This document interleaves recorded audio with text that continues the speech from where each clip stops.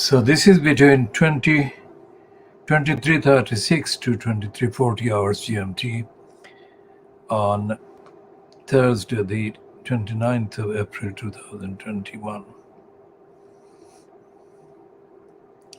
This is part A. This is part A of the KhoodeelaarTV television channel, world exclusive Diagnosis of Fleet Street. And we've got a number of issues updating on the latest lies by Boris Johnson and the criminality of David Cameron that has been overdue for prosecution but hasn't been prosecuted.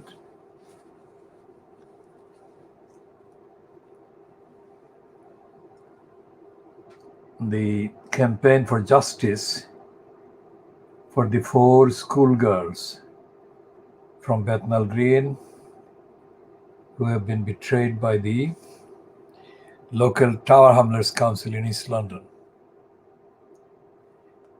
And there is a front page in the Times of India of 29th of April 2021, New Delhi edition, which says that India has declined invitation by China to join anti-COVID initiative. And it says, quotes from the Narendra Modi regime, our own efforts to engage with neighbors more significant. So India on Wednesday declined an invitation by China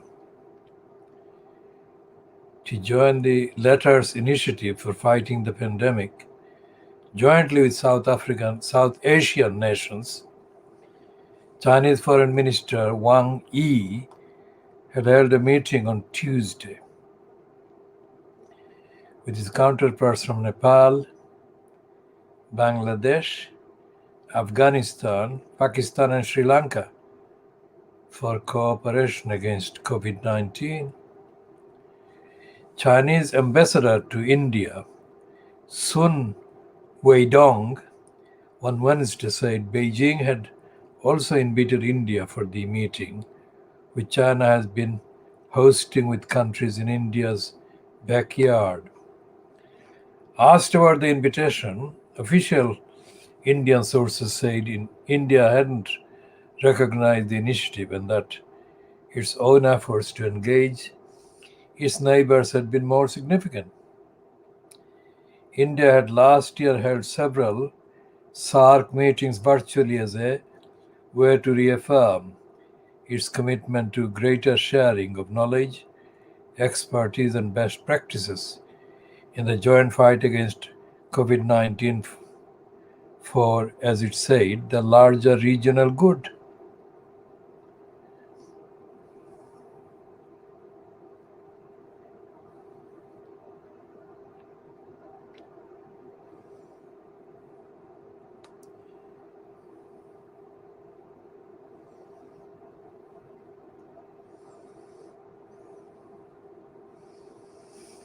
New Delhi, India eyes Bangladesh, UAE for remdesivir. What is the remdesivir? Here's the vaccine.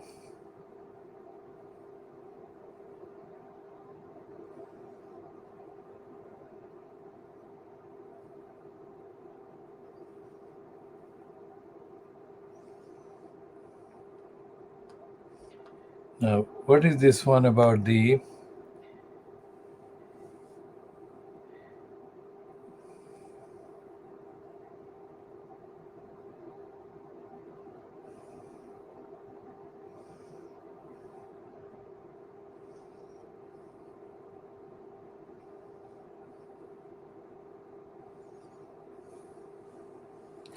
in India, the Karnataka minister Umesh V. Katti landed in trouble after he told a farmer activist inquiring about food grain allotment to go die. In the audio clip of the conversation, which went viral, the activist asked why his department has reduced the quantity of 5 kilogram free rice under PDS at a time when the people are reeling under the pandemic. Katti says it will provide 2 kilogram rice along with 3 kilogram ragi finger millet and jawar sorghum. Sir, that will not be sufficient. Till then, should we starve or die? He asks Katti retorts, it is better you go die. Actually, that is the reason we have stopped giving 5 kilogram rice. It is a good time for farmers to die. Now, this is an audio clip doing the rounds in India against the murderous response from the Karnataka minister. Now, if the UK's ITV political reporter or editor, whatever,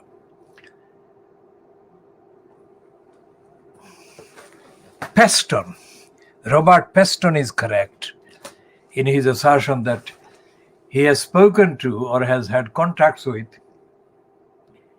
at least 2 ear witnesses who have confirmed to him that Boris Johnson did say that thousands of COVID victims should die or their dead bodies should pile up in their thousands. If the reference to ear witnesses is a reference to audio recording of what Boris Johnson said, then that should be made available. Just like the Indian clip of the Karnataka minister has been released and has gone viral. We come back to the question of the Labour Party in UK. The Labour Party in the UK is peddling this line, which is repeated in the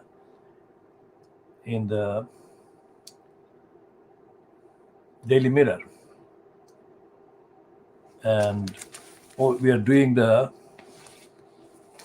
diagnosis of the Fleet Street papers of Thursday, the 29th of April. So this is the Daily Mirror doing the peddling of the line by K.R. Starmer. Now, this is an accusation that the Labour Party is making against Boris Johnson. And that is based on Johnson appointing somebody. Boris Johnson will be judge and jury in a supposedly independent probe into his Downing Street flat revamp. On the inquiry, his spokesman said the Prime Minister would be ultimate arbiter of this. Yep. At Prime Minister's questions, furious Johnson insisted he had not broken any laws but refused to say who had initially paid for the makeover. Thus, Lee's scandal grows. Now,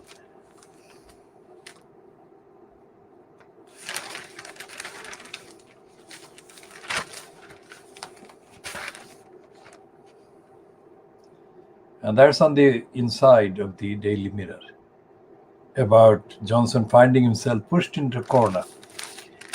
What we say, and we have been saying all day today, that instead of asking Johnson any questions about this, they should first of all release the audio recording and also start proceedings, criminal proceedings, based on several laws that make it a criminal offense for the serial lies and deception and fraudulent denials that Johnson has been embarked on.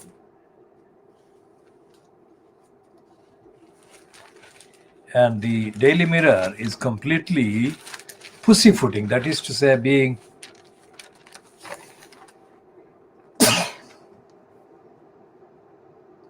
the Daily Mirror is capitulating, not really being straight.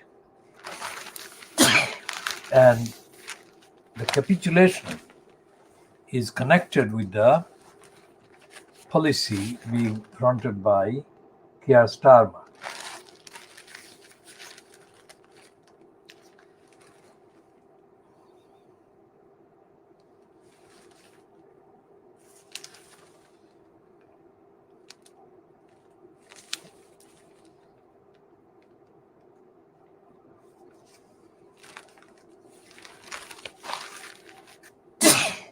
And the Daily Mirror is running a piece about India. And it's running the piece on the banner headline that global horror, virus crisis, global horror, mass cremations in ravaged India.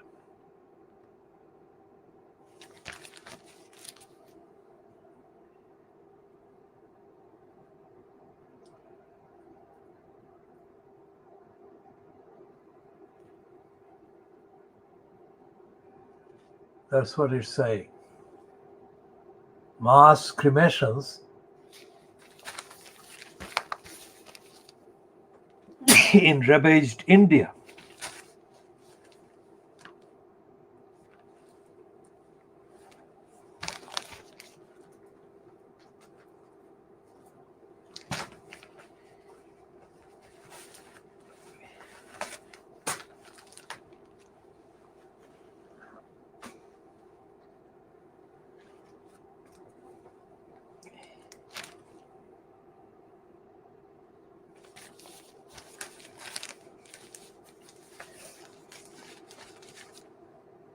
And it's saying about India that bodies are being burned in a mass cremation. Now, reading again, bodies are being burned in mass cremations in India as families desperately hunt for oxygen in heartbreaking bids to save loved ones from COVID. As India's virus death toll passes 200,000, ambulances lined up for hours in the capital, New Delhi, to take victims to parks and parking lots where corpses were lit on rows of funeral pyres. Britain has pledged vital oxygen equipment as India yesterday recorded its deadliest day yet, with 3,293 deaths, carrying the total to 201,187.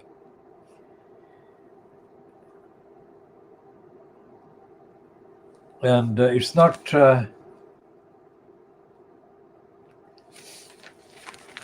sure as to when these offered help, equipment, oxygen will arrive in India, let alone when the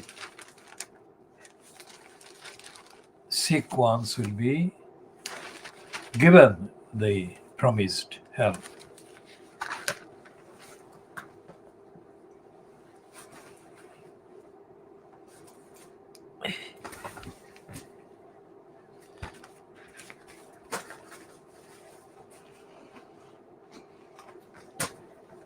While that is going on in Britain, it's Johnson's political future that is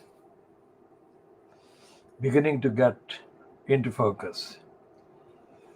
And the corrupt Beaverbrook paper, the Daily Express, is talking up Johnson's success.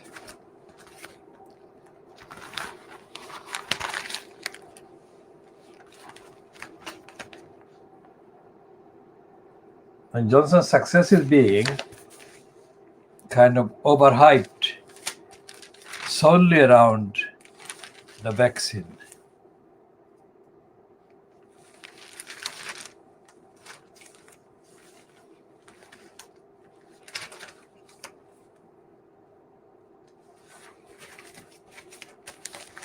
And they say that angry Johnson, well, they say, angry Boris fights back.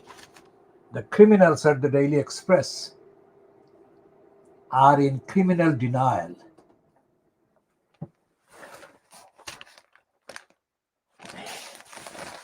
Johnson is not fighting back at all because Johnson is deluged under questions. And we should talk about the corrupt legal system in this country in a minute.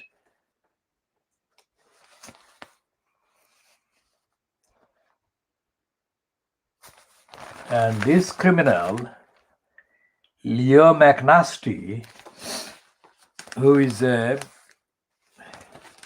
jobbing liar, Leo McNasty is being described as a Daily Express columnist. The fact that Leo McNasty was an advisor to Hattie Harman. Hattie Harman was a cabinet minister in Tony Blair's government.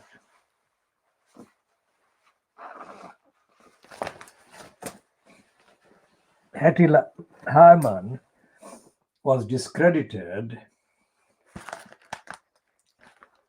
within months of Blair putting her in charge at the Deprivation, Want and Poverty Creation Department, that is DWP. And Hattie Harman was discredited because of her incompetence, basic incompetence. So Leo McNasty was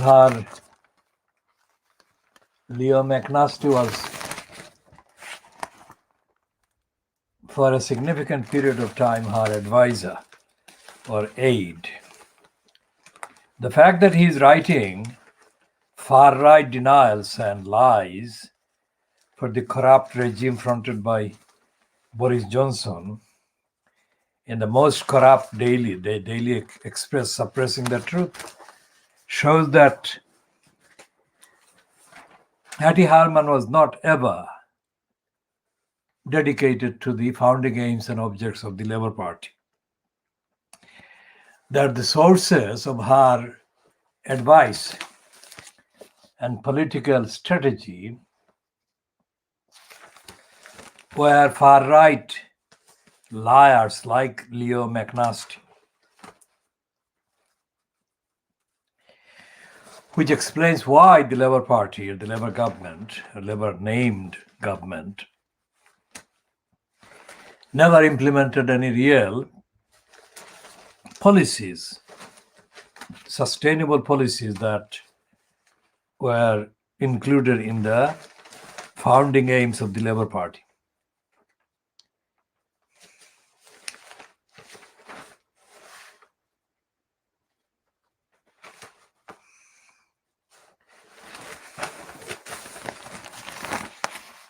Well, there is a controlling item about the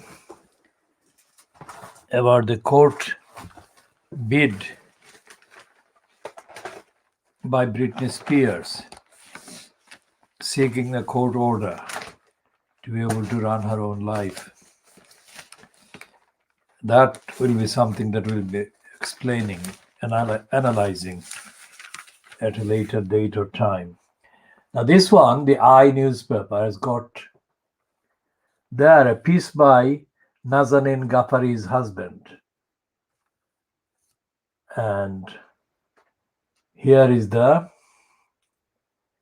promotion for Johnson again by the I newspaper. The I newspaper is increasingly becoming a propaganda tool for Johnson.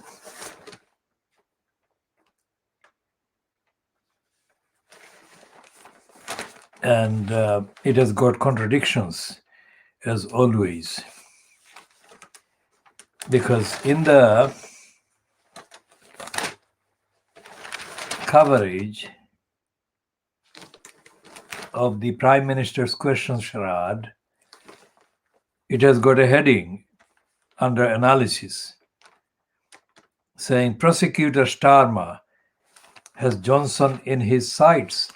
But it doesn't say Johnson, it says PM, but we are calling it Johnson as policy because the word PM elevates Johnson to a level that he doesn't deserve. He should be named personally.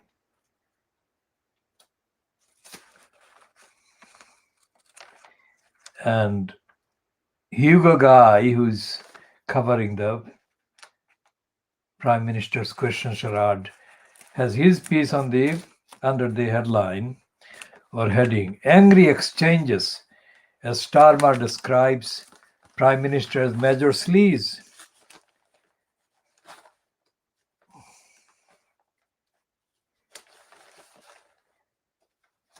Now, these newspapers are totally corrupt and ignorant.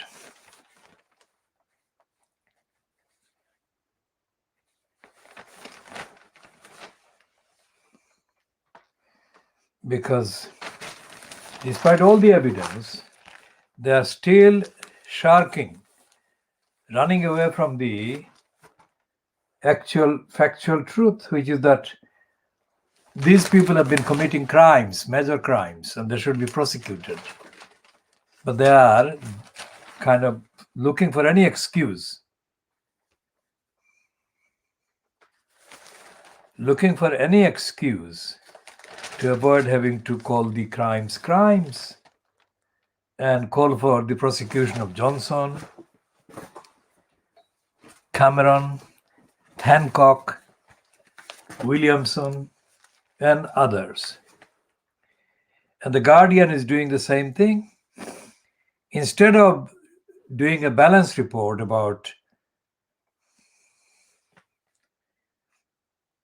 Starmer or Starmer versus Johnson, it is giving 4 frames all to Johnson, showing him furious. That is actually misleading the viewer and the reader about the substance of what has gone on. Because it is Johnson who is having to defend himself against repeated allegations and claims that he lied and he has been lying.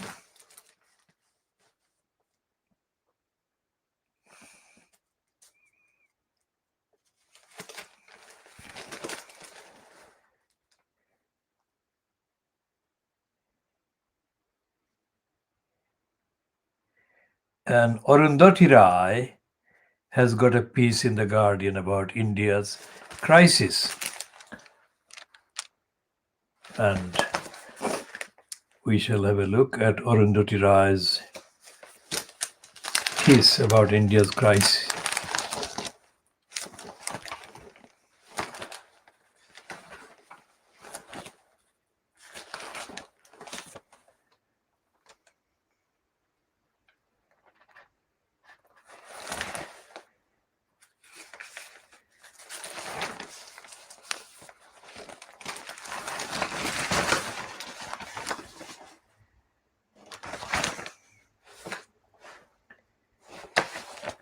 And it's published as a long read by The Guardian.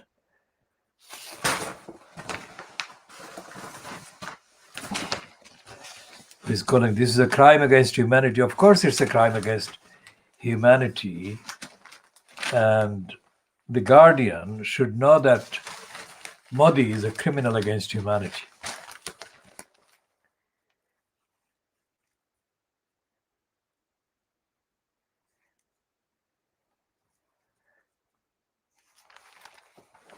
And Modi has been a criminal against humanity, but The Guardian has been complicit. The Guardian has been complicit with the crime against humanity that Modi has committed 19 years ago in Gujarat.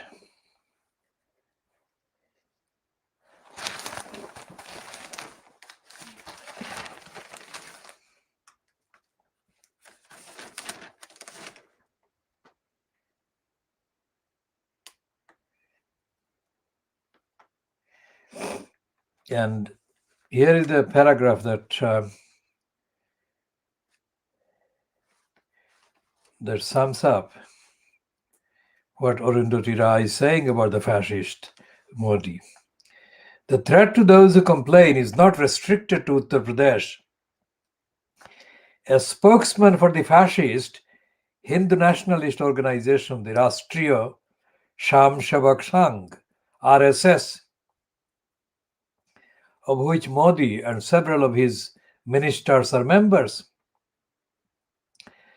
and which runs its own armed militia, has warned that the anti-India forces would use the crisis to fuel negativity and mistrust, and asked the media to help foster a positive atmosphere. Twitter has helped them out by deactivating accounts critical of the government. Where shall we look for solace, for signs? Shall we cling to numbers? How many dead? How many recovered? How many infected? When will the peak?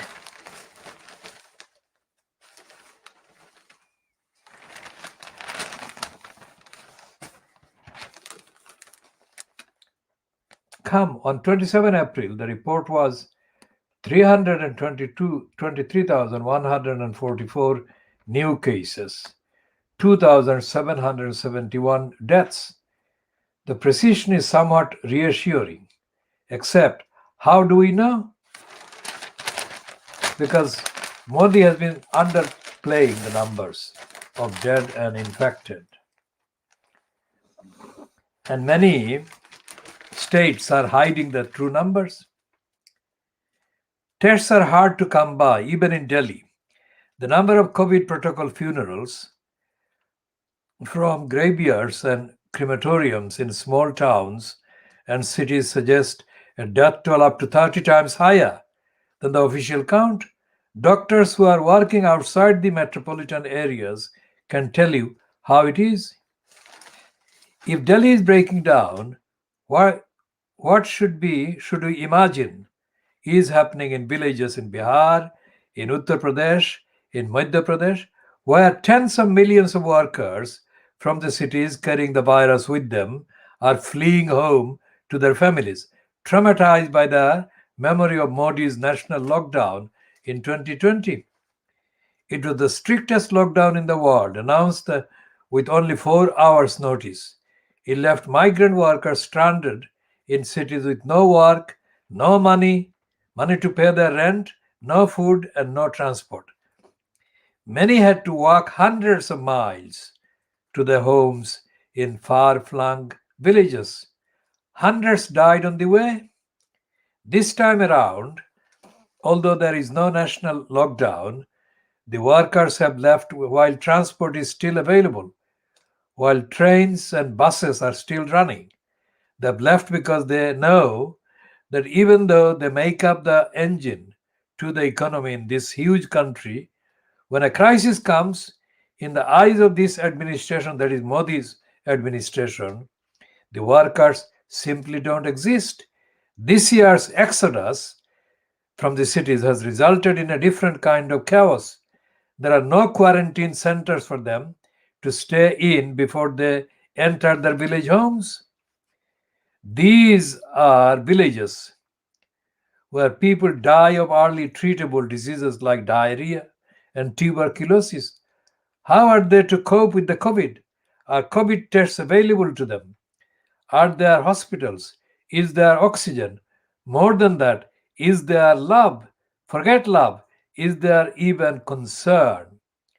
There isn't, because there is only a heart shaped hole filled with cold indifference where India's public heart should be?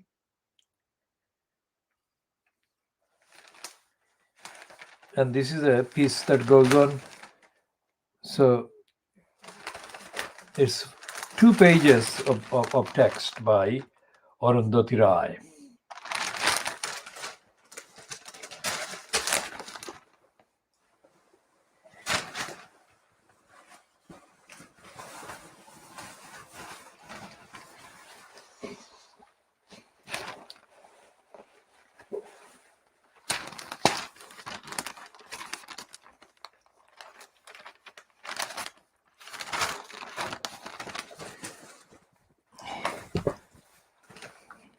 So Thursday's Times, London Times, what is it leading with?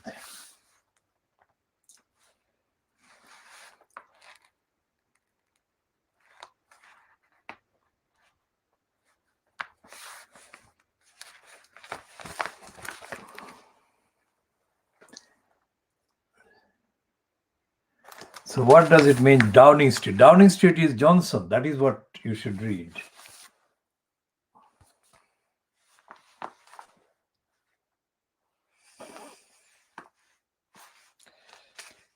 And the Electoral Commission is investigating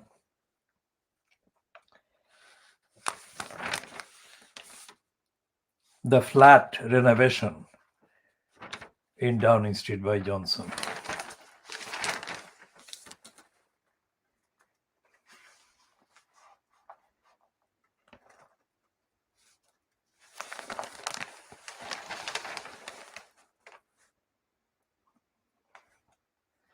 And the main heading is again similar to the Guardian. They're giving more space to Johnson's images, supposedly angry kind of retort. He gives the retort to Starmer's question at the question time on Wednesday.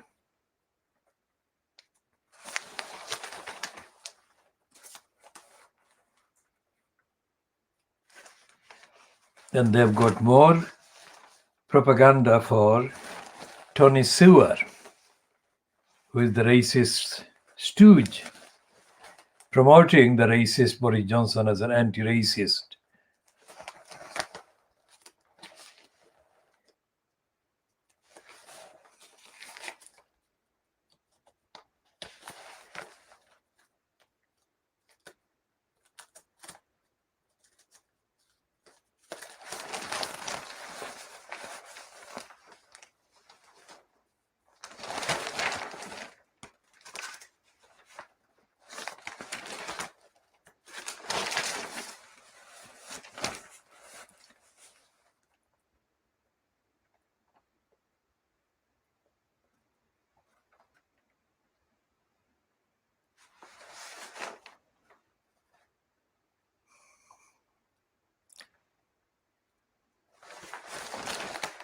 And the BBC presenter is reportedly suing the BBC for £4 million over test crash.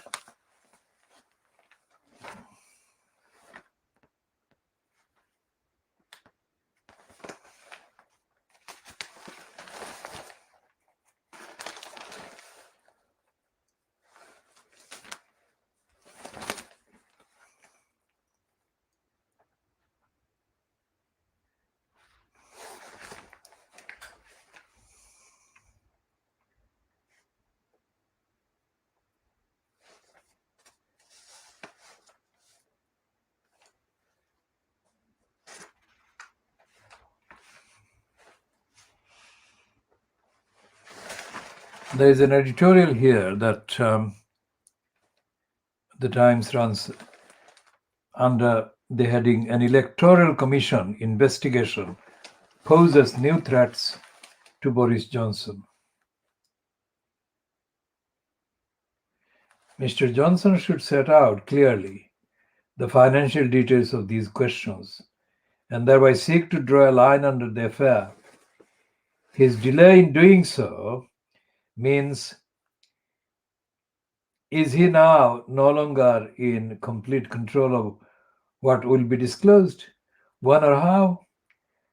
Lord Gate himself is a weighty figure to establish the facts of the case.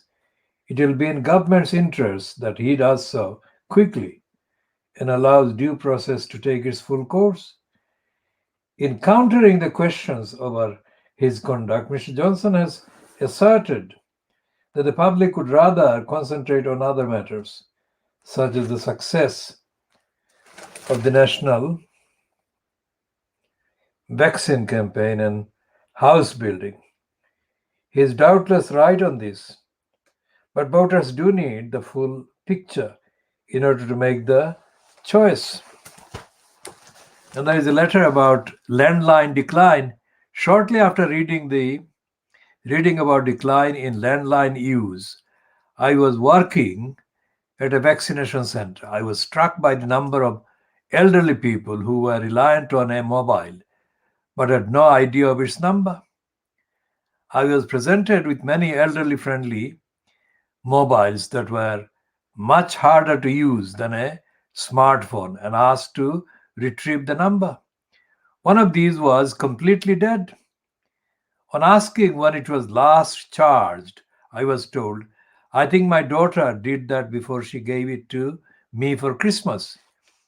Some people had sensibly saved their number, but sadly did not know how to access it in their contacts. Frequently, relatives had set these mobiles up to save their parents money on landline rental. While an admirable concept, it made some of the elderly uncontactable for appointment changes. Jennifer Warner, West Bridgeford, Nottinghamshire. There is similar kind of incomplete information. Now, there is a piece by the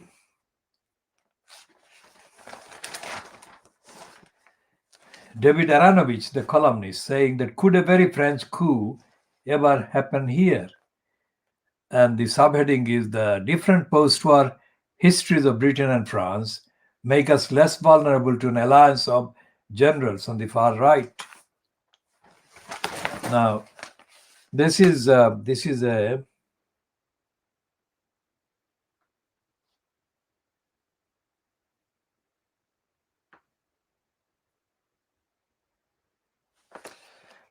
flippant piece. It's not a serious look at the threat posed by the fascists in Britain.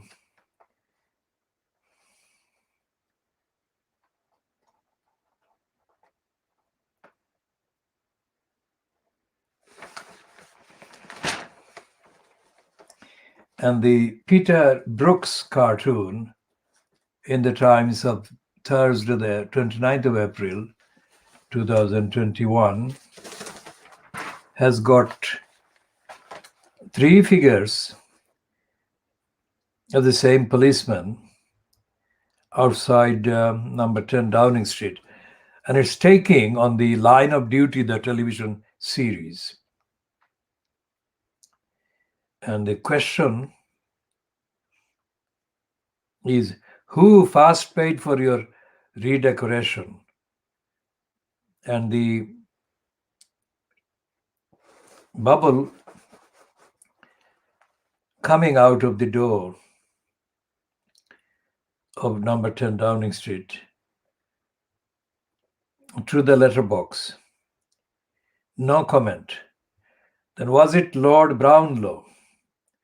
The second answer is no comment. Was it the Tory party? And the answer is no comment.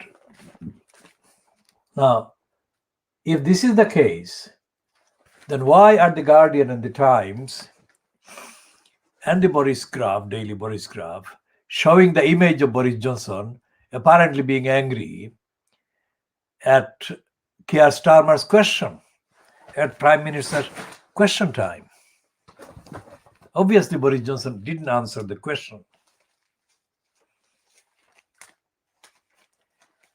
And instead of talking about Boris Johnson's lying, the scum is doing this one on front page, as if that is more important than the Prime Minister caught lying.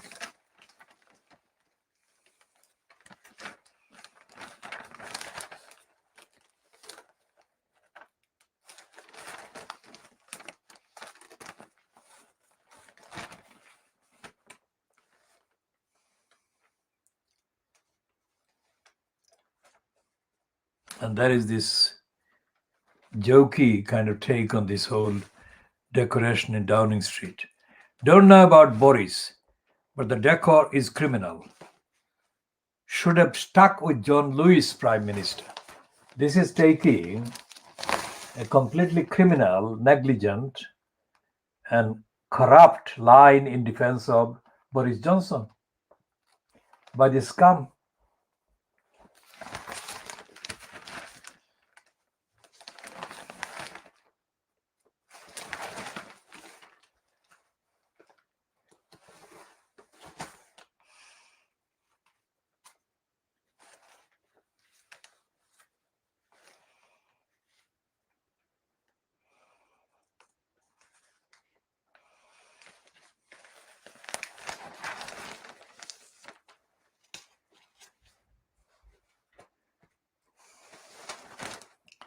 And the scum is running a piece against Dominic Cummings, calling him a lunatic. They're saying, are you a career psychopath like Prime Minister's advisor Dominic? Dom. That's what they're running. So they're having a go at Dominic Cummings as a psychopath, career psychopath. And the piece, the editorial so-called,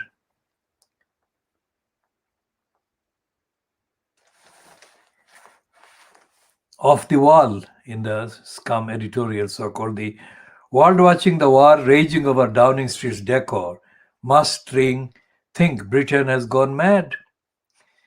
Boris Johnson brought about the most seismic political revolution in half a century by sheer force of personality and willpower in defiance of Remainer-dominated parliament.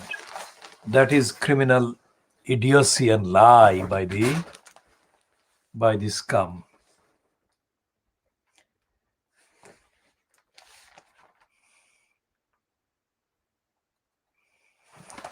The Financial Times at least has got the headline correct.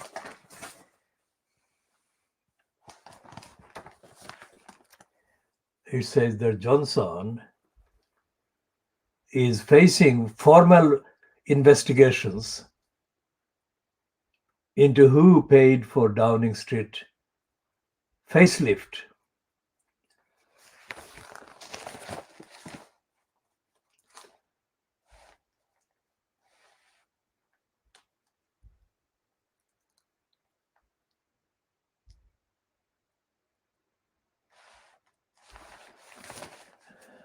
And it talks about the bank Credit Suisse. Can the bank bounce back from a series of mishaps? We shall look at the Credit Suisse.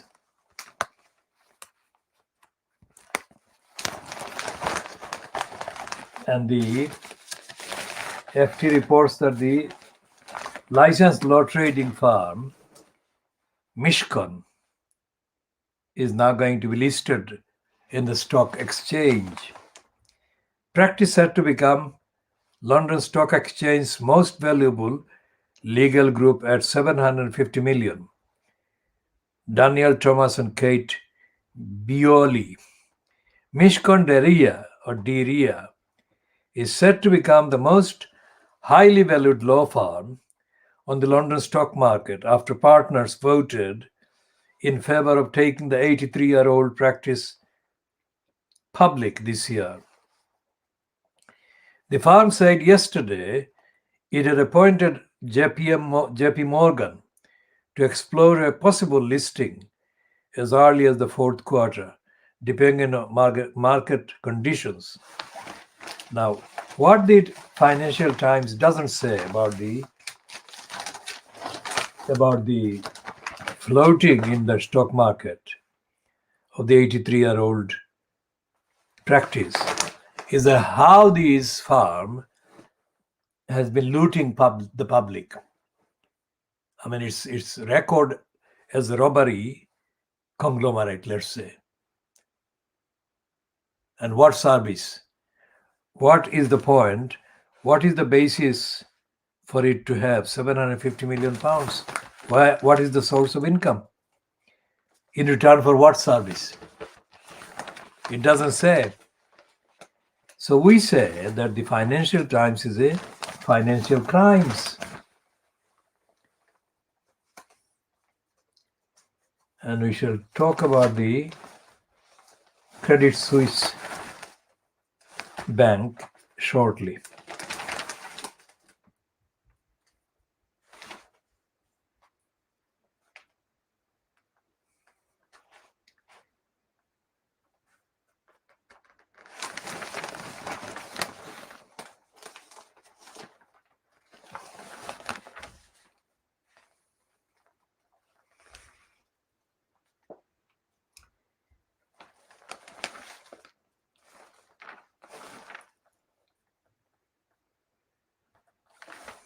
Okay, there is a kind of quite serious heading. Whether the content of the letter is in tune is yet to be seen.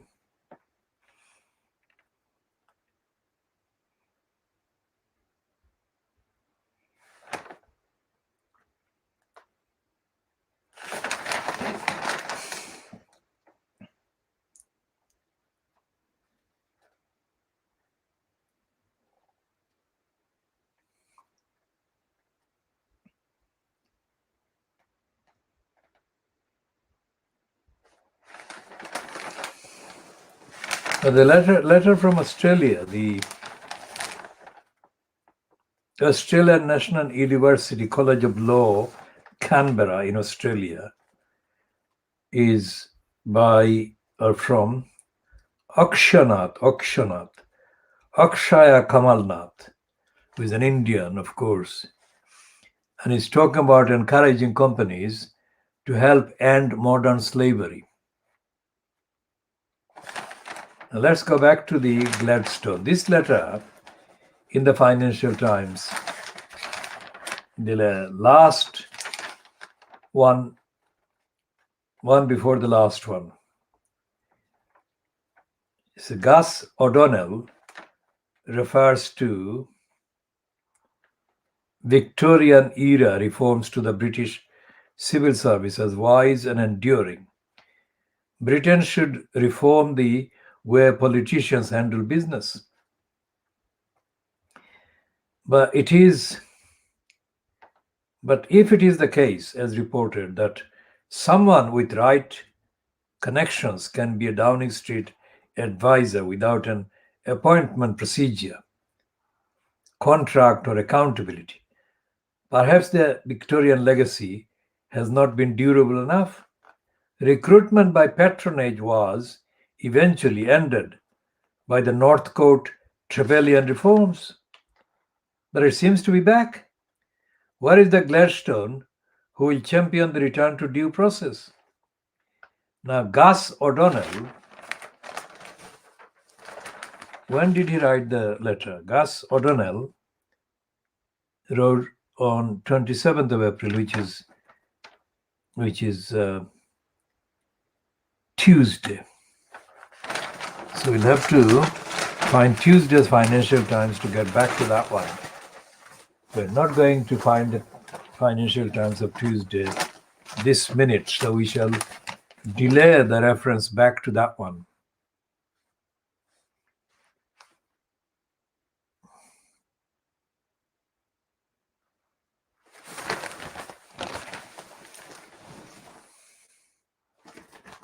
So this is the South Korea's retail investor army declares war on short sellers.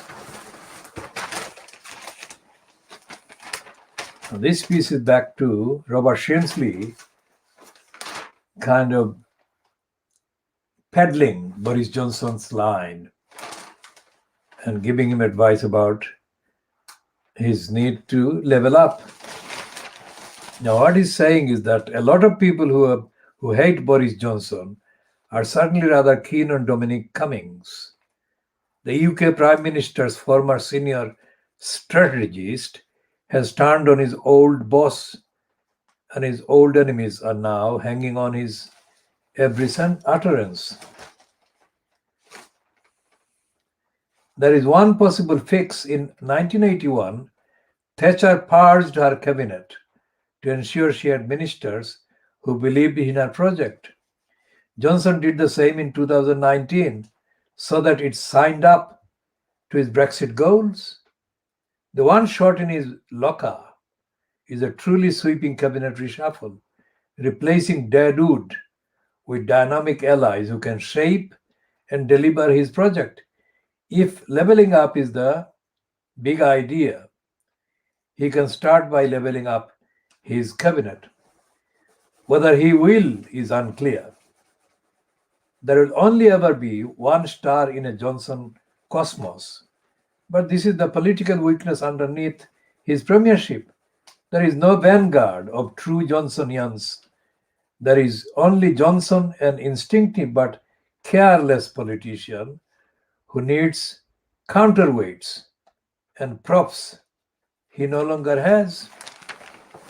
Now, this is Anthony Shrimsley, who is related to, I think, Robert Shrimsley. Now, Robert Shrimsley was himself connected with Murdoch. And the Shrimsley name is not reminiscent of ethics or morality, let alone integrity.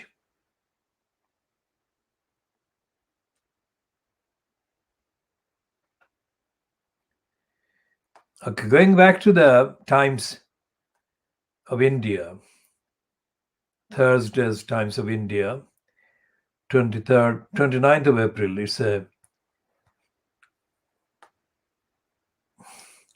the section is Times Nation, and it admits that 20 nations in the world have put curbs, restrictions on Indians coming to their countries.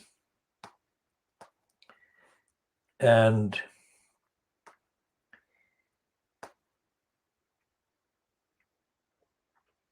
it also admits that there is a big rush of Indians flying to USA. So New Delhi, Air India is soon going to operate almost as many non-stops in the US to the US as it did in pre-pandemic times, thanks to a scramble to reach there for two main reasons. Indians, NRIs and PIOs fear US may also close its doors for them like several other countries have done during the ongoing, uncontrolled explosion of COVID cases and are rushing back. Secondly, those Indians fear falling sick in India at a time when the healthcare system has crumbled. Air India is going to operate 32 weekly non-stops to the US by May 11, just one short of its pre-pandemic frequency of 33. So India-US flights are going full, leading to high rate fares, with people scrambling to return. Most Air India and United India-US flights till about mid-May are almost sold out, said sources. Flights to India, on the other hand, have much lighter loads, with 100 to 150 passengers, they added. The rush to US has seen fares jump, with one-way economy India, New York often costing rupees 1.5 lakh. Canada last Friday, 23rd of April, suspended all passenger flights from India for 30 days.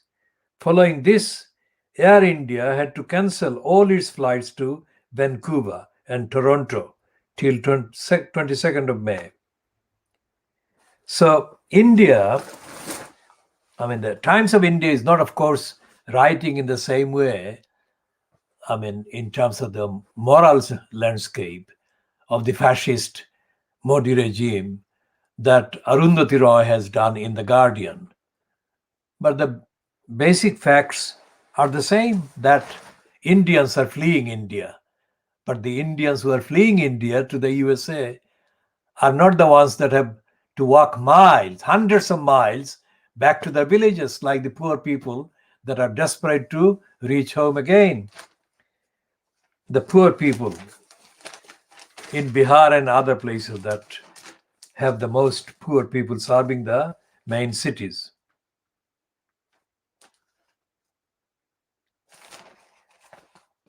So, The Guardian doesn't have anything critical about Boris Johnson, nor does the Daily Mirror, and nor does the Financial Times, and the Daily Mail and the Scum are full of praise. And this Daily Express of Beaverbrook is, of course, insanely lying in praise of Boris Johnson.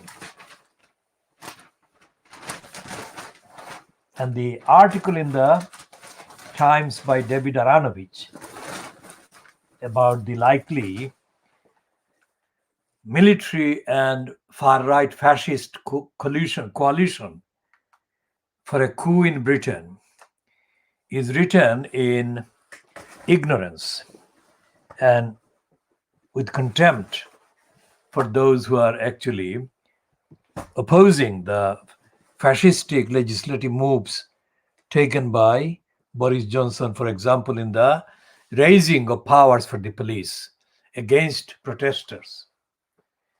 And there is no recognition in Aranovich's piece about the other authoritarian activities being carried out under the so-called non-fascist regime of Boris Johnson's. And Aranovich doesn't really think it's important to examine the evidence of the political murder of the opposition by Keir Starmer.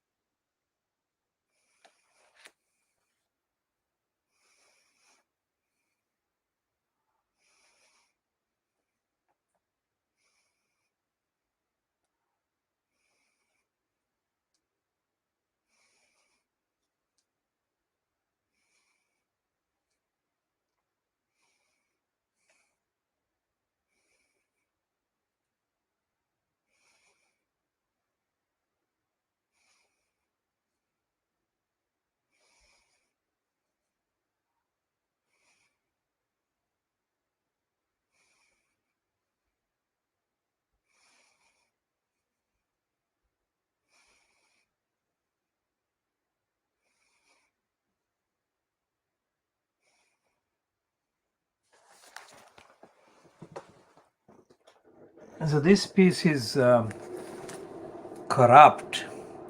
This is a piece by Virginia Blackburn talking about the rich people and discussing the various earnings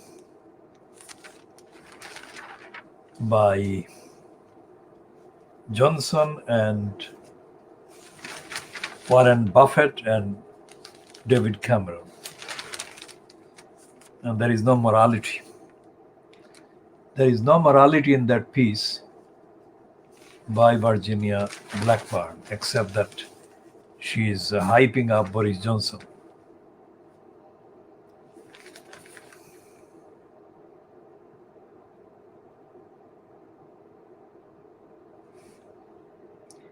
And here is a sick-making travesty of the protest against racist violence by police in the USA. This is the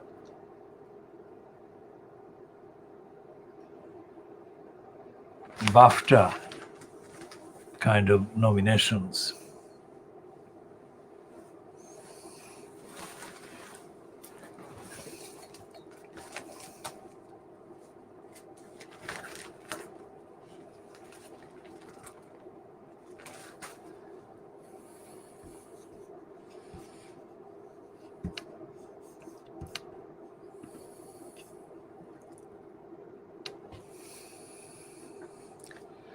So we are ending this edition, this part A, dated the 29th of April 2021 at 21 minutes to 1 UK time, that is midnight 39 hours GMT